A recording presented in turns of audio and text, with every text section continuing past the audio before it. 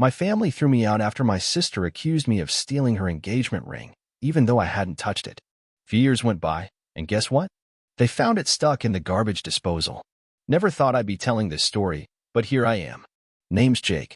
I'm 25 now, and it all started 3 years back when my older sister, Ashley, she's 28, said I took her ring. I grew up in a small town in Iowa with my parents, Mark and Karen, and of course, Ashley. We lived in a plain 2-story house they bought when they first got married. It wasn't anything special, but it was comfortable and it was home.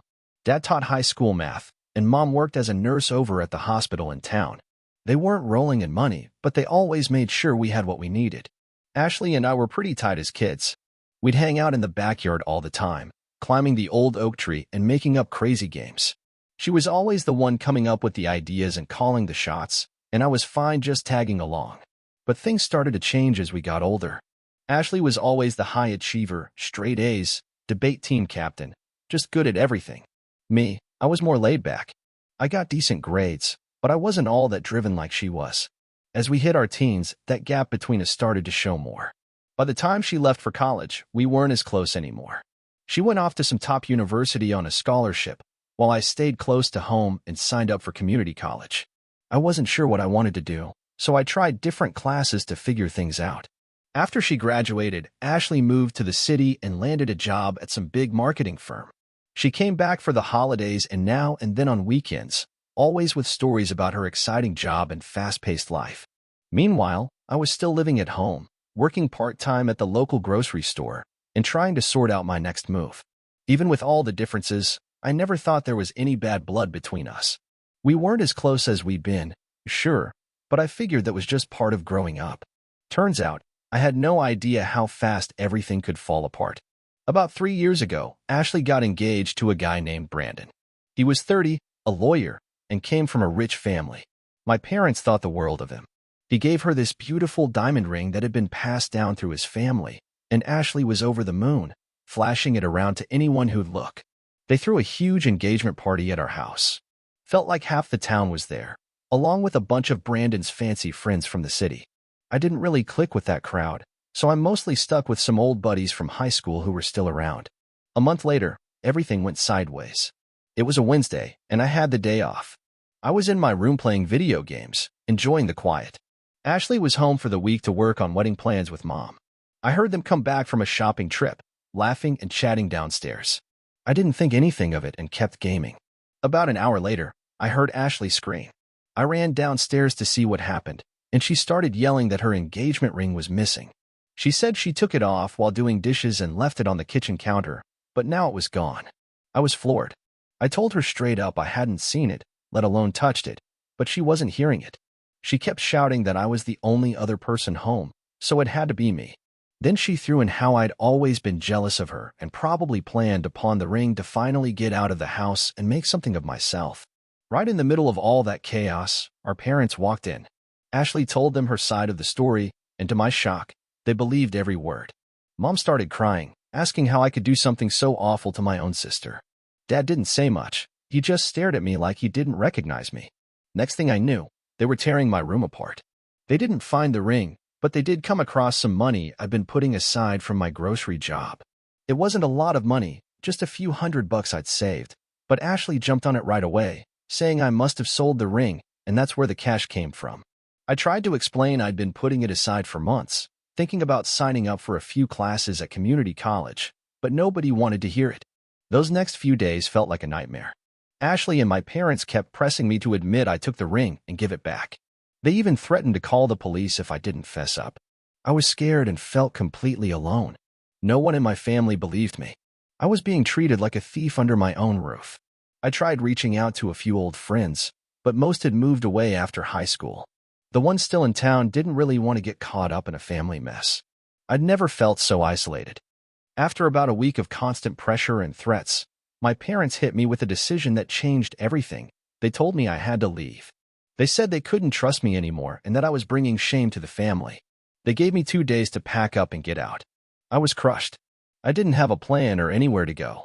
That's when my best friend from high school, Kyle, he'd just come back to town after serving in the army, told me I could crash on his couch for a bit. I knew that wouldn't be a long-term thing, though. His apartment was tiny, and he was still trying to get settled himself.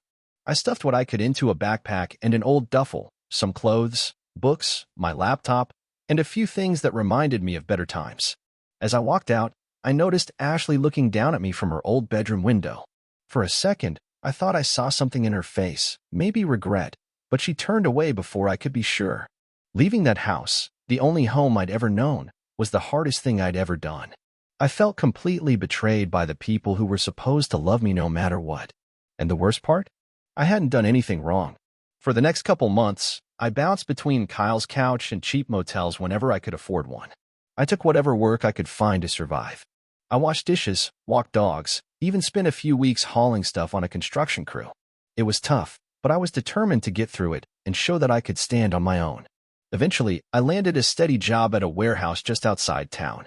The work was tough, long hours and all, but the paycheck was steady. It wasn't much, but it was enough to rent a small room in a shared house with a few other guys from the warehouse. Slowly, I started putting my life back together, even though the pain from what had happened never really left. At night, I'd lie there staring at the ceiling, replaying everything in my head, wondering how things went so wrong. How could my own family turn their backs on me so fast? And how could Ashley, who knew me better than just about anyone, believe I'd ever do something like that? I cut them all off. Didn't want anything to do with them anymore. At first, they tried reaching out. My mom left voicemail after voicemail, crying and begging me to come home and work things out. My dad sent a few short texts, saying we needed to talk. Ashley even came to the warehouse once, but I refused to see her. After what they'd done, they weren't my family anymore. That's how I lived for the next few years. I made new friends through work and at the house I was renting in. After long shifts, we'd hang out, have a couple beers, watch some games. It wasn't the future I'd imagined for myself, but it was real, and I'd built it from nothing. I kept pushing forward. I worked hard and even got promoted to shift supervisor. Started taking online classes and business management too. I was slowly figuring out what I wanted from life, but deep down, the hurt and anger from what happened still lingered. I missed how life used to be. I missed my family, but I just couldn't forgive them for turning their backs on me. The holidays were the worst. Seeing families out shopping or hearing Christmas music just reminded me of everything I'd lost. Then, out of nowhere last week, I got an email from my dad. The subject line just said, "We need to talk." The message was short. It said we had to meet right away, and that it was about the ring. At first, I was ready to ignore the message, just like I had with all the others they'd sent over the years. But something about it gave me pause. Maybe I was curious, or maybe deep down, I still wanted some kind of closure. I went back and forth with myself for hours before finally deciding to hear them out. So, I called my dad, and what he told me absolutely floored me. They found the ring. Turned out, Ashley had accidentally knocked it into the garbage disposal while washing dishes. She didn't realize it until a few days ago when the disposal started making a weird noise, and they had to call in a plumber to take a look. My dad told me that when Ashley realized what had actually happened, she was devastated. He said they finally understood I'd been telling the truth the whole time. He went on about how sorry they all were and that they wanted to fix what they'd broken. I hung up the phone feeling like my head was spinning. Part of me felt like I'd been proven right. Everything I said from the beginning had been true, and now they finally saw that. But I was also furious. It took them whole years to find out the truth. I'd lost years with my family, spent that time alone and struggling, all while being completely innocent. Now they wanted me to come home. They said they wanted to make amends. Ashley's been calling and texting constantly, asking me to forgive her. But honestly, I don't know if I can. They threw me out without even giving me a chance. They chose to believe the worst about me without hesitation and left me to figure life out on my own. Part of me wants to shut the door on them completely, let them sit with the guilt and regret. But there's another part of me that still misses what we had. I keep wondering if there's any way to repair the damage. Truth is, I'm stuck. I don't know if I should give them a shot at making things right, or if I should just stick with the life I've built on my own. That it's been a week since I shared my story, and a lot's happened since then. After giving it a lot of thought, I decided to meet with my family. Even though I wasn't sure if we'd ever be close again, I felt like I at least needed to face them and get some kind of closure. We chose a small coffee shop in the next town over. I picked it because it was far enough from home that we wouldn't run into anyone we knew, but still close enough that everyone could make it there without too much hassle. On the day of the meeting, I was a nervous wreck. I hadn't seen any of them in 3 years, and I didn't know what I was walking into. I got there early and found a quiet corner table where we could talk in private. When they walked through the door, it hit me like a punch to the gut. Seeing them again after all that time was overwhelming. My mom started crying the moment her eyes landed on me. She looked older than I remembered, with more gray in her hair and deep lines in her face. My dad seemed worn down, like he'd been carrying some heavy weight on his back for a long time. Ashley wouldn't even meet my eyes at first. She looked smaller somehow, not the confident sister I used to know. We sat down, and for a moment, nobody said a word. Then suddenly, everyone started talking at once, trying to apologize. My parents told me they knew they had failed me as parents by not believing me and kicking me out. They admitted they regretted it every single day, but had let their pride and shame stop them from reaching out sooner. My dad, who was never much of a talker, went on for a long time about how he kept replaying that time in his head, trying to figure out how he'd been so blind. He said he always thought of himself as fair and level-headed, but in that moment, he let emotion get the best of him. Through tears, my mom told me she'd left my room just the way I had it, hoping one day I'd come back. She said she'd sometimes wake up in the middle of the night, thinking she heard me walk in, only to remember all over again that I was gone. Ashley broke down too. She said she'd never forgive herself for blaming me and for destroying the bond we once had. Ashley told me that when we were kids, she'd always looked up to me, even though I was the younger one. She admitted that she'd gotten so wrapped up in her own world and her own problems that she lost sight of what really mattered. As they all talked, old memories started coming back to me. I remembered how Ashley had defended me when I was being picked on in middle school. I thought about the times we laughed until we cried, shared secrets, and leaned on each other when things got hard. All of that made what happened hurt even more, but it also reminded me that we had shared something real once. I listened to everything they said, but I couldn't bring myself to forgive them. Not yet. The pain and resentment I'd carried for 3 years were still too fresh. I told them I needed time to process it all. They seemed to understand and didn't try to push me. Before we left, my mom asked if she could hug me, but I stepped back. I just wasn't ready for that kind of closeness yet. The hurt in her eyes almost made me change my mind, but I held my ground. I had to protect myself emotionally. After I got back to my apartment, I really took time to think. Did I want to go back to how things used to be? Could I even trust them again? Was rebuilding our relationship worth the risk? I realized that even though I missed having a family, I'd changed a lot in those years.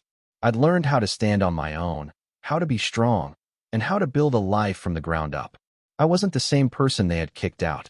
I thought about my job at the warehouse, my online business classes, and the friendships I'd made. I'd worked hard to get where I was, and I was proud of what I'd accomplished.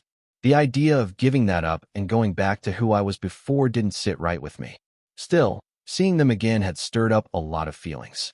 As much as they hurt me, I still loved and missed them. I wondered if it was possible to have them in my life again, just in a new way, where I kept my independence. After a few days of thinking it over, I made my decision.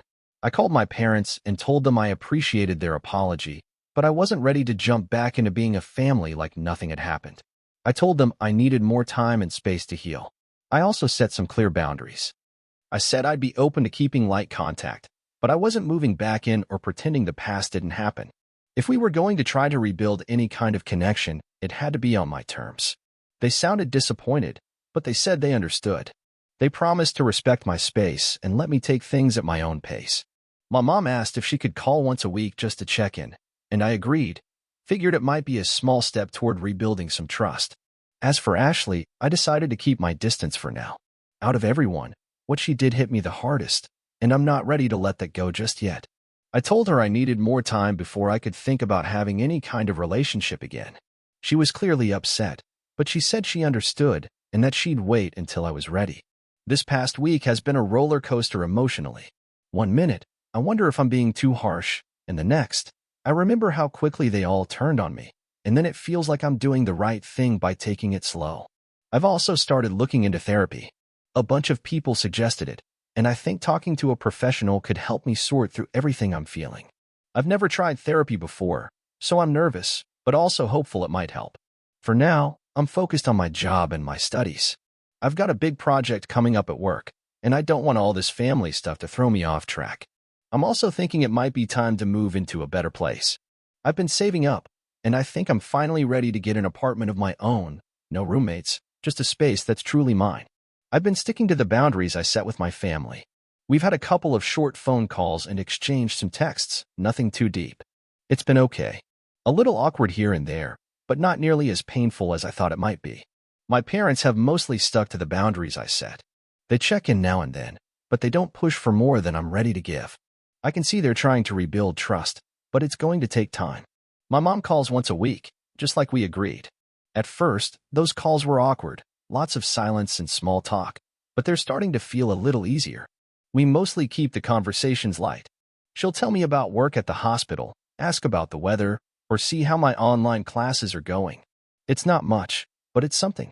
My dad doesn't talk on the phone much, but he sends me short emails here and there. Usually, it's just a quick hello or something he thinks I'd find interesting. Last week, he sent me an article about a new business opening back home. It was a small gesture, but it reminded me of when he used to cut out newspaper clippings for me as a kid. Ashley has had the hardest time with the distance I've put between us.